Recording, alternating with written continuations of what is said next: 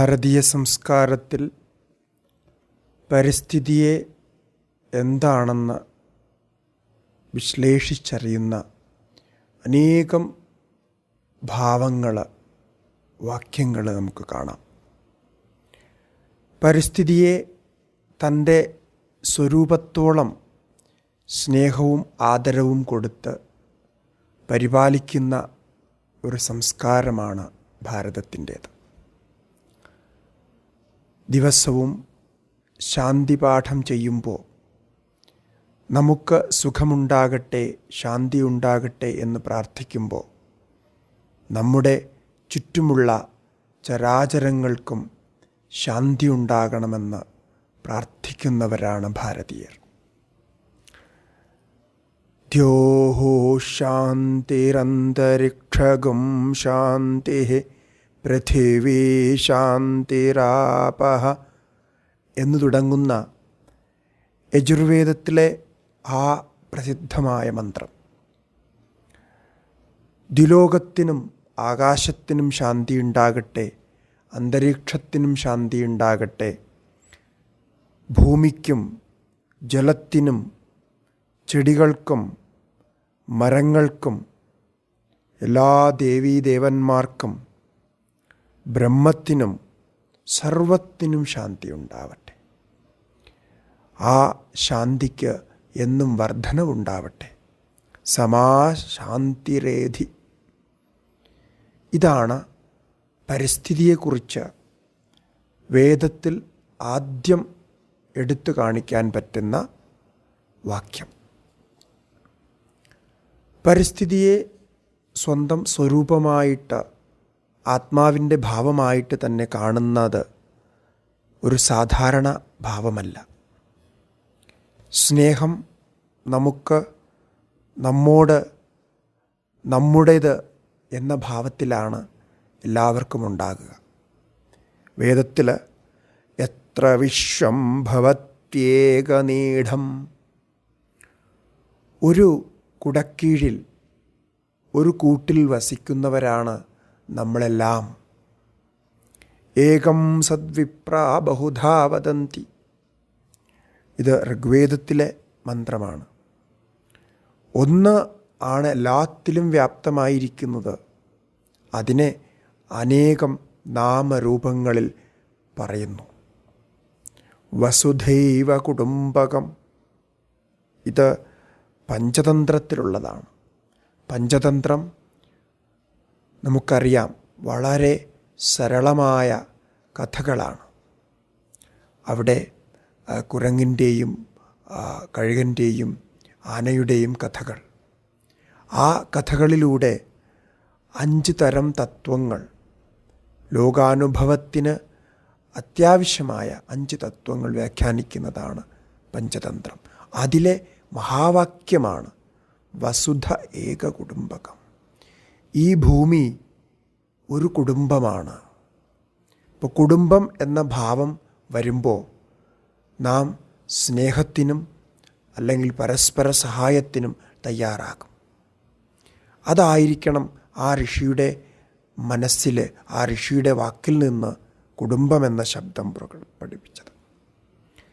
എപ്പോഴും എല്ലാവർക്കും ശാന്തി ഉണ്ടാകണമെന്ന് നാം പ്രാർത്ഥിക്കുമ്പോൾ അതിൽ ശംനോ അസ്തുദ്വിപതേ ശം ചതുഷ്പതേ എന്നും പ്രാർത്ഥിക്കുന്നുണ്ട്. 2 കാലുകളിലുള്ള ജീവികൾക്കെല്ലാം ആനന്ദമുണ്ടാകട്ടെ, അതുപോലെ 4 കാലുകളായ ജീവികൾക്കും ആനന്ദമുണ്ടാകട്ടെ. ഈ ഭാവത്തിൽ മനുഷ്യൻ ജീവിക്കുകയാണെങ്കിൽ പരിസ്ഥിതിയെ സംരക്ഷിക്കുന്നതും പരിസ്ഥിതിയെ സ്നേഹിക്കുന്നതും ഏറ്റവും സ്വാഭാവികമായി മാറും. നമ്മുടെ ശാസ്ത്രങ്ങളിൽ, ഋഷി പരമ്പരയിൽ അനേകം ആചാരങ്ങൾ, നദികളെ സംബന്ധിച്ചും വൃക്ഷങ്ങളെ സംബന്ധിച്ചും പർവ്വതങ്ങളെ സംബന്ധിച്ചും ഒക്കെയുള്ള ആചാരങ്ങൾ പരിസ്ഥിതിയെ സംരക്ഷിക്കാൻ കൂടി വേണ്ടിയായിരുന്നു. ഒരു വേള ഹിന്ദുധർമ്മത്തിലെ ഇത്തരം ആചാരങ്ങളെ പലപ്പോഴും തമാശയാക്കി, കളിയാക്കി പറയാറുണ്ട്. കല്ലിനെയും കമ്പിനെയും മരത്തെയും വെള്ളത്തെയും ആകാശത്തെയും വായുവിനെയും ഒക്കെ പൂജിക്കുന്നവർ, ഇതൊക്കെ ദൈവങ്ങളാണ് എന്ന് കരുതി പൂജിക്കുന്നവർ, സൂര്യനെ നമസ്കരിക്കുന്നവർ, സൂര്യനമസ്കാരം ചെയ്യുന്നവർ, ചന്ദ്രനമസ്കാരം ചെയ്യുന്നവർ, ചന്ദ്രവ്രതങ്ങൾ ചെയ്യുന്നവർ, എന്താണ് ഇവർ ബുദ്ധിയില്ലാത്തവരാണ് എന്നൊക്കെ ആക്ഷേപിച്ച് കേട്ടിട്ടുണ്ട്. ഇത് അറിവില്ലായ്മയായിരുന്നു എന്ന് അവർക്ക് ഇപ്പോൾ തോന്നുന്നുണ്ടാകും. ഇന്ന് വിജ്ഞാനം വളരെ മുന്നിലേക്ക് പോയിരിക്കുന്നു. വിജ്ഞാനം കണ്ടെത്തിയിട്ടുള്ള ഓരോ അറിവുകളും നമ്മുടെ ആചാരമാക്കി മാറ്റിയാണ് അതിനെ പരിപാലിച്ചിരുന്നത്. നദികളെ സംരക്ഷിക്കാൻ ഇന്ന് അനേകം നിയമങ്ങളുണ്ടായി. കോർട്ടുകളിൽ കേസുകൾ നടക്കുന്നു. ലോകത്ത് വലിയ വലിയ രാജ്യങ്ങൾ അവരുടെ നദികളെ സംരക്ഷിക്കാൻ വളരെ കർക്കശമായ കഠിനമായ നിയമങ്ങളുണ്ടാക്കുന്നു. പക്ഷേ ഭാരതീയ സംസ്കാരത്തിൽ നദിയെ ദേവിയായിട്ടും കന്യകയായിട്ടും അമ്മയായിട്ടുമൊക്കെ ആരാധിക്കുന്ന സംസ്കാരമാണ് ഉണ്ടായിരുന്നത്. ആ ഭാവത്തിൽ ആരാധിക്കുമ്പോൾ അതിനെ മലിനപ്പെടുത്തില്ല, അതിനെ സ്വാഭാവികമായിട്ട് സംരക്ഷിക്കും. അവിടെ ഒരു ബലം പ്രയോഗത്തിൻ്റെ ആവശ്യമില്ല, ഒരു ഫൈൻ അടിക്കേണ്ട ആവശ്യം വരുന്നില്ല. ഇതായിരുന്നു ഭാവം. ഒരു 200 വർഷത്തെ മുമ്പുള്ള നദികളുടെ സ്ഥിതിയും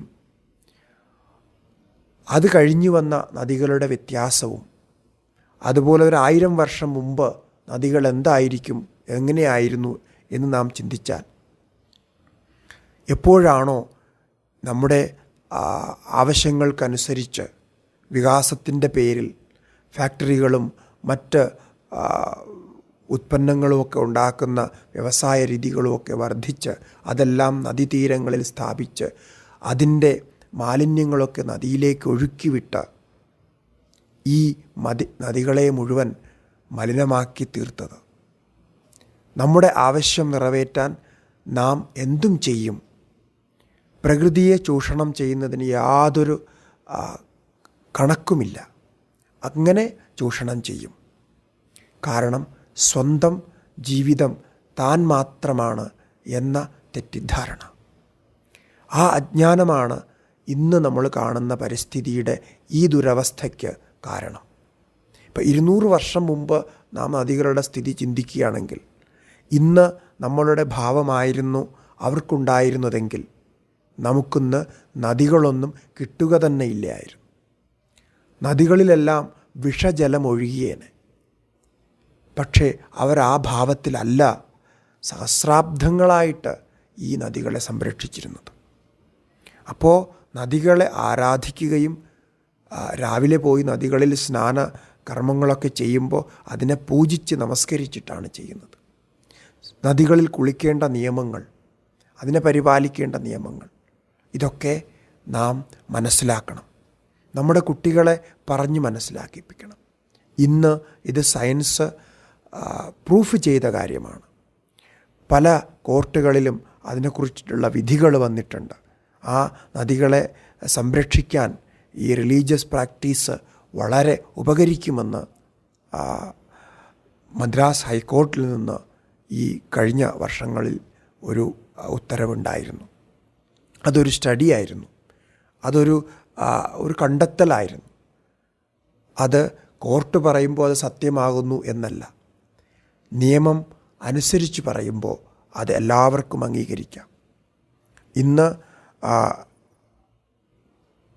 ലോകത്ത് 750-ലേറെ കോടി ജനങ്ങളുണ്ടെങ്കിൽ അതിൽ പരിസ്ഥിതിയെക്കുറിച്ച് നമുക്ക് പറയാൻ പറ്റുന്ന, പരിസ്ഥിതി സംരക്ഷിക്കുന്ന ആ തലത്തിൽ എത്ര പേര് പ്രയത്നിക്കുന്നുണ്ടാവും?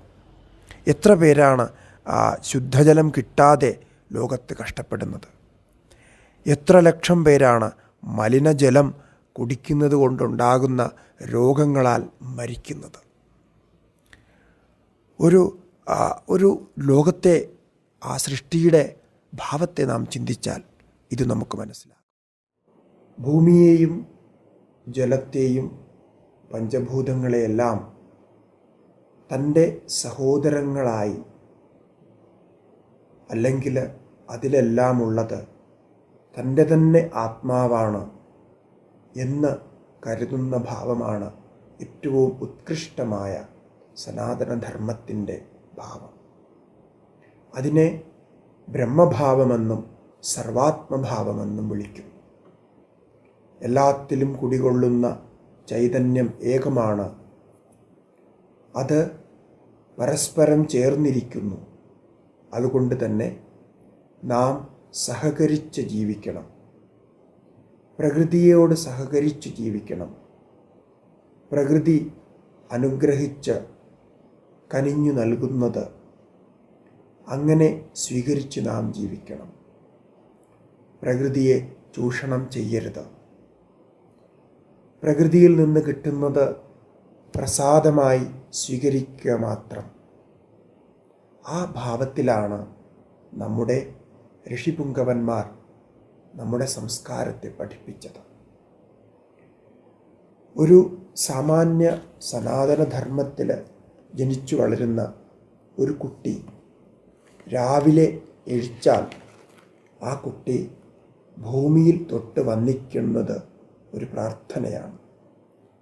സമുദ്രവസനേ ദേവി പർവതസ്തനമണ്ഡിതേ വിഷ്ണുപത്നി നമസ്തുഭ്യം പാദസ്പർശം ക്ഷമസ്വമേ എന്നാണ് പ്രാർത്ഥിക്കുക. നമ്മുടെ പുരാണങ്ങളിൽ പറഞ്ഞിട്ടുള്ള കഥകളനുസരിച്ച് ഭൂമിയെ ദേവിയായി നാം കരുതുന്നു. ദേവി എന്നാൽ ചൈതന്യമെന്നാണ് അർത്ഥം. അതൊരു ദേവതയുടെ രൂപത്തിൽ, സ്ത്രീ രൂപത്തിൽ നിലനിൽക്കുന്നു എന്നല്ല. നമ്മുടെ ഉള്ളിൽ ഏതു ചൈതന്യമാണോ വിളങ്ങുന്നത് ആ ചൈതന്യം തന്നെയാണ് ഈ ഭൂമി മാതാവിലും വിളങ്ങുന്നത്.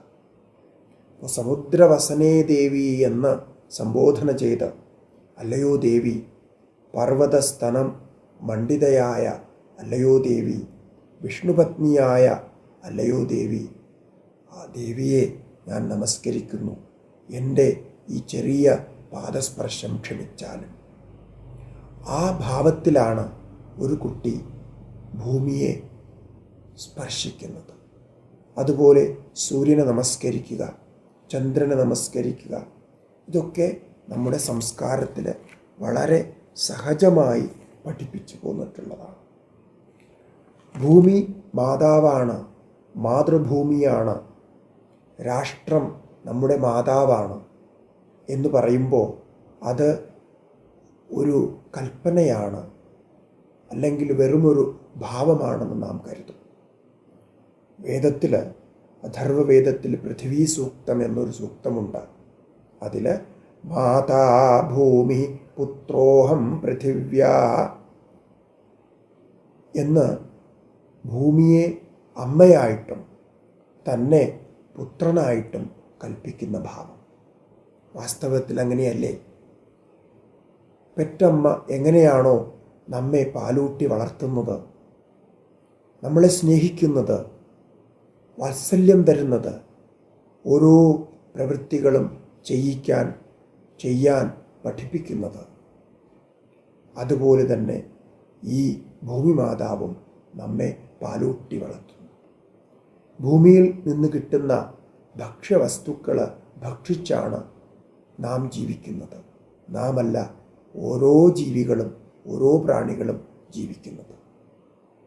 അപ്പോൾ അമ്മ എങ്ങനെയാണോ പാലൂട്ടി വളർത്തുന്നത്, അതുപോലെ തന്നെ നമുക്ക് ഭൂമി ഇതെല്ലാം തന്ന് നമ്മെ വളർത്തുന്നു. അതാണ് ഭൂമിയോടുള്ള ആ ആദർശം. അതുകൊണ്ട് തന്നെ ഭൂമിയെ തൊട്ട് വന്ദിക്കുന്നതും നമോ മാത്രേ പൃഥിവ്യേ, നമോ മാത്രേ പൃഥിവ്യേ എന്ന് യജുർവേദത്തിൽ അമ്മ എന്ന് പറഞ്ഞ് തന്നെ, മാതാവെന്ന് പറഞ്ഞ് തന്നെ ഭൂമിയെ വന്ദിക്കുന്നു. എല്ലാത്തിലും ഉത്തമമായ ഭാവമാണ് മാതൃഭാവം. ഗുരുണാം മാതാ ഗരീയസി എന്നൊരു ചൊല്ലുണ്ട്. ആദരണീയരിൽ ഏറ്റവും ആദരണീയയാണ് മാതാവ്. ആ മാതാവിനെ സർവാവസ്ഥാസു മാതാ ഭർത്തവ്യ, എല്ലാ അവസ്ഥകളിലും മാതാവിനെ രക്ഷിക്കണം, തേന മാതാ ഗരീയസി എന്നൊക്കെ ചാണക്യസൂത്രം നമ്മൾ കേട്ടിട്ടുണ്ട്. അർത്ഥശാസ്ത്രം അതിലൊക്കെ പറയുന്നത് ഇങ്ങനെയാണ്. അങ്ങനെയുള്ള ആ മാതൃഭാവത്തിൽ ഭൂമിയെ നാം കാണുമ്പോൾ, ആത്മഭാവത്തിൽ നാം കാണുമ്പോൾ, ആ സ്നേഹം നമ്മുടെ മനസ്സിൽ വരുമ്പോൾ ഒരിക്കലും നാം ചൂഷണം ചെയ്യില്ല. ഭൂമിയെ ചൂഷണം ചെയ്യുന്നത് ഇന്ന് പല സ്ഥലത്തും ഇപ്പോൾ ഈക്കോ ഫ്രണ്ട്ലി ആയിട്ടുള്ള കാര്യങ്ങളൊക്കെ സംസാരിക്കുന്നുണ്ട്. പരിസ്ഥിതി സംരക്ഷണം നിയമമാക്കിയിട്ടുണ്ട്. പക്ഷേ അതൊക്കെ നിയമമാണെങ്കിലും അതിന് ആ ഭാവം വന്നില്ലെങ്കിൽ ഒരിക്കലും അത് സംരക്ഷിക്കപ്പെടില്ല. അതുകൊണ്ട് ബാല്യാവസ്ഥയിൽ തന്നെ ഈ ഭാവം കുട്ടിയുടെ മനസ്സിൽ സൃഷ്ടിക്കുന്ന സംസ്കാരമായിരുന്നു നമ്മുടെ ഭാരതീയ സംസ്കാരം. അപ്പോൾ അവിടെ ഒരിക്കലും ചൂഷണം ചെയ്യുന്നു എന്ന ഭാവം വരുന്നില്ല. അപ്പോൾ വേദത്തിലൊക്കെ ഭൂമിയെ സ്പർശിക്കുന്നതിന് മന്ത്രമുള്ളതുപോലെ തന്നെ ഭൂമി കുഴിക്കുന്ന സമയത്ത് ചൊല്ലുന്ന പ്രാർത്ഥനയും മന്ത്രവുമുണ്ട്. എന്നിട്ട് പ്രാർത്ഥിക്കുന്നത്, അല്ലയോ ഭൂമിദേവി, എനിക്ക് ഈ ഒരു ചെറിയ ആവശ്യത്തിന് വേണ്ടി ഇങ്ങനെ കുഴിക്കേണ്ടി വന്നു. ഈ കുഴി എത്രയും പെട്ടെന്ന് നികന്നു പോകണം, അത് പൂരിതമാകണം എന്ന് ഞാൻ പ്രാർത്ഥിക്കുന്നു എന്നാണ് ആ പ്രാർത്ഥനയുടെ ആശയം. എത്ര ഉത്കൃഷ്ടമെന്ന് നോക്കൂ. അപ്പോൾ ഓരോ വസ്തുവിലും ഭഗവാന്റെ സ്വരൂപം കാണാൻ കഴിയുന്ന ഒരു വ്യക്തിക്ക് അല്ലെങ്കിൽ ഒരു സംസ്കാരത്തിന് മാത്രമേ ഇങ്ങനെ ചിന്തിക്കാൻ കഴിയുകയുള്ളൂ. ലോകത്ത് എല്ലാ ചരാചരങ്ങൾക്കും അവരവരുടേതായ ജീവിത രീതികളുണ്ട്. അതിൽ ചരങ്ങളും അചരങ്ങളും ഒരു ഈശ്വരൻ്റെ തന്നെ സ്വരൂപമായിട്ട് പറയപ്പെടുന്നു. ഈശ്വര സൃഷ്ടിയാണ്. എങ്ങനെയാണോ നമ്മുടെ സ്വരൂപം ഈശ്വര സൃഷ്ടിയായിരിക്കുന്നത്, അതുപോലെ തന്നെയാണ് ഭൂമിയുടെയും ഈ ജലത്തിൻ്റെയും സൂര്യൻ്റെയും ചന്ദ്രൻ്റെയും ഒക്കെ സ്വരൂപം ആ രീതിയിൽ ജീവഭാവത്തിൽ തന്നെ നിലകൊള്ളുന്നത്. ജഡമെന്നും ചേതനമെന്നും രണ്ട് ഭാവം സൃഷ്ടിക്കുന്നത് കേവലം വൈചാരികമായ മനസ്സിലാക്കൽ മാത്രമാണ്. ഇന്ന് സയൻസിൻ്റെ രീതിയിൽ ചിന്തിച്ചാലും ജഡമെന്ന് പറയുന്നതിലും നമ്മൾ ജീവനെന്ന് പറയുന്നതിലും ഉള്ള തത്വങ്ങൾ, അതിൻ്റെ കോമ്പൗണ്ട്സ് എല്ലാം ഒന്നു തന്നെയാണ്. ഇക്കാര്യം ഋഷിപുങ്കവന്മാർ നേരത്തെ തന്നെ അനുഭവം കൊണ്ട് അറിഞ്ഞിരുന്നു. ആ അനുഭവത്തിൽ അറിഞ്ഞ കാര്യങ്ങളാണ് അവർ നമ്മെ പഠിപ്പിച്ചത്. അപ്പോൾ ഓരോ ജീവികളിലും ചൈതന്യമുള്ളതുപോലെ തന്നെ ജഡങ്ങളായി നാം കരുതുന്നതിലും ചൈതന്യം അപ്രകടിതമായിട്ട് അപ്രത്യക്ഷമായിട്ട് നിലകൊള്ളുന്നു എന്ന് പറയപ്പെടുന്നു. ഇക്കാര്യത്തിൽ പറയുമ്പോൾ ഒരു വളരെ ഇൻട്രസ്റ്റിംഗ് ആയിട്ടുള്ള ഒരു കോർട്ടിൻ്റെ തന്നെ ഒരു നിയമം വരികയുണ്ടായി. ഉത്തരാഖണ്ഡിൽ ഗംഗ, യമുന തുടങ്ങിയ നദികളെ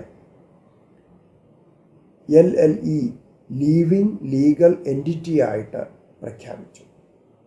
അത് ലോകത്ത് തന്നെ ശരിക്കും പറഞ്ഞാൽ ആദ്യമായിട്ട് നടന്ന ഒരു സംഭവമാണ്. അതെല്ലാം ലീവിങ് എൻറ്റിറ്റി തന്നെയാണ്. അതിനൊക്കെ ഈ നദിക്കൊക്കെ അവരുടെ അവകാശങ്ങളുണ്ട്. അതിന് കോർട്ടിൽ വാദം വരാം എന്ന് തന്നെ കൽപ്പിച്ചു. അതുപോലെ തന്നെ പരിസ്ഥിതി സ്നേഹികളായിട്ടുള്ള, പ്രകൃതി സ്നേഹികളായിട്ടുള്ള എത്രയോ ആചാര്യന്മാർ നമ്മുടെ ഈ ഭാരതവർഷത്തിലുണ്ടായിട്ടുണ്ട്. അപ്പോൾ അതുകൊണ്ട് ഭഗവാൻ തന്നത് അനുഗ്രഹമായി സ്വീകരിച്ച് പ്രകൃതിയെ അതിയായി ചൂഷണം ചെയ്യാതെ പ്രകൃതി നമുക്കൊരനുഗ്രഹമാണ് എന്ന് കരുതി നാം പ്രകൃതിയെ സ്നേഹിക്കുകയും സംരക്ഷിക്കുകയും ചെയ്യണം. അത് നമ്മുടെ കർത്തവ്യമാകണം, നമ്മുടെ ഓരോരുത്തരുടെയും ദൗത്യമാകണം, ഉത്തരവാദിത്വമാകണം. ഇതായിരിക്കട്ടെ ഈ പ്രകൃതി സംരക്ഷണത്തെക്കുറിച്ചും പരിസ്ഥിതിയെക്കുറിച്ചും നമ്മുടെ ബോധം